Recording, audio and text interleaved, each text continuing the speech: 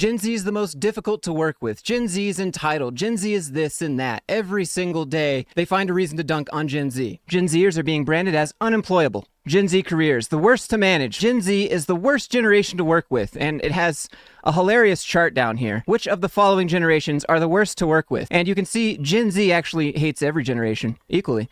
Us millennials, we hate other millennials. And when you look at the boomers, I mean, who would have thought that old people dislike young people? And then also LOL at Tiger King, still doing his best. But when I stop and think about it, especially as a millennial, these are the exact same complaints that millennials got moving into the workforce. Look at this article from 8 years ago. Why you're having a hard time with your millennial employees and what to do about it. Managing millennials. Why don't my millennial employees seem to work as hard as I did? Millennials increasingly more challenging to work with. They're so lazy and entitled. They expect too much attention. None of them think the rules apply to them. So to me, it seems less to do with the generation and more to do with young people moving into the workforce. Everything they're saying about Gen Z, they've already said about millennials, and they'll say something else for Gen Alpha. They'll just rebrand it again and again about how every young person is entitled and they don't want to work. More and more young people are waking up to the realization of what corporate really is, especially when they see their families get laid off right around the holidays. And speaking of tuning things out, that brings me to today's sponsor, Raycon. Now, let me just say that HR Lady and I had an agreement that if I ever got famous enough to land Raycon advertisement, then I have to give a shout out to Raffy Taffy ASMR on YouTube, because I can't even count how many times I've fallen asleep listening to... This video is sponsored by Raycon, the Raycon Everyday Earbuds. Pretty sure my dreams are 50% sponsored by Raycon at this point. Anyways, now with Raycon's Everyday Earbuds, if you're at work, perfect for blocking out corporate buzzwords with their active noise cancellation, and their multi-point connectivity lets you switch between your laptop and your phone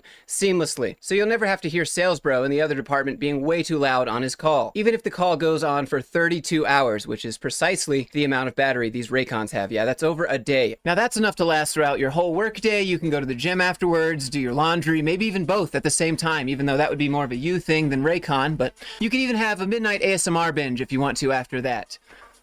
No? Anyone? Just me? I know it's not just me, because I see how many subscribers these ASMR channels have. Plus, they're half the price of the big name brands. You have no idea how long I've been waiting to have this script.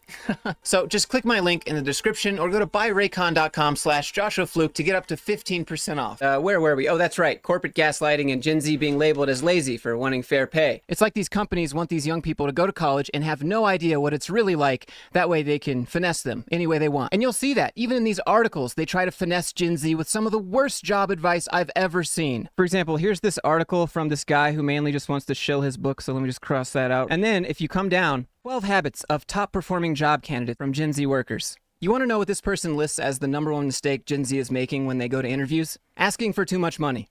To start your first job on the right foot, don't negotiate salary at all. Why would you tell any college grad to not negotiate salary? Is just beyond me. Job's a job. You should be happy to work. Why don't you just condition them to be taken advantage of some more? Don't go read this dude's book. Come on. You know, it's kind of funny because they were telling millennials that too. It's actually in this article. For millennials, the focus on meaning is part of what leads their bosses to tag them as entitled. And many bosses respond with some version of, they should be happy to have a good job. Just another rewrap package of the same corporate BS. For most millennials, if they don't feel a personal connection to their work, they'll see it as a temporary way to put food on the table and pay rent while they look for something that's more meaningful to them. They will continue to treat a job as a job until the job treats them like a human. Okay? The 3 things that are important to millennials: meaning, flexibility, and challenge. Now, it's probably on purpose that they don't mention money, because they're saving that for Gen Z, right? Because then you guys can ask for more money and do something wrong. You see how ridiculous this all is? He says when one of his companies is considering taking a chance on a recent college graduate, offering them their first professional job, the last thing they want to hear is a hard-nosed request for more money. I don't think it matters if you're a recent grad or you've been in the industry for 10 years. No company wants to hear a hard-nosed request for more money. Please ask for more money. Gen Z has been pegged for being too focused on haggling over money. 74% of all Gen Z employees expect a raise every year. I mean, you should be asking for a raise every single year, especially if the company is raising prices on their products every single year. But I'd be willing to bet they say inflation's really hurting them, so they can't give you any of that. He says, this is where self-awareness can really help you get ahead. What's self-aware about not negotiating your first job? Because you think that you're on the low side of the power curve there? You're the employee. Please give me a job. Disgusting.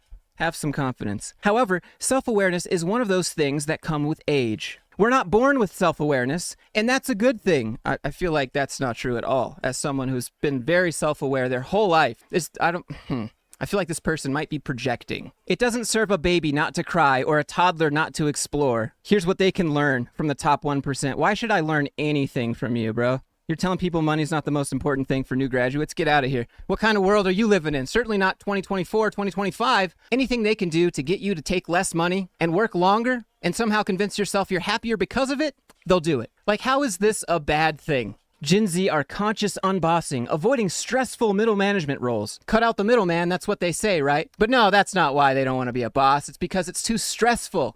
And obviously those Gen Zers are lazy. You see how they frame everything?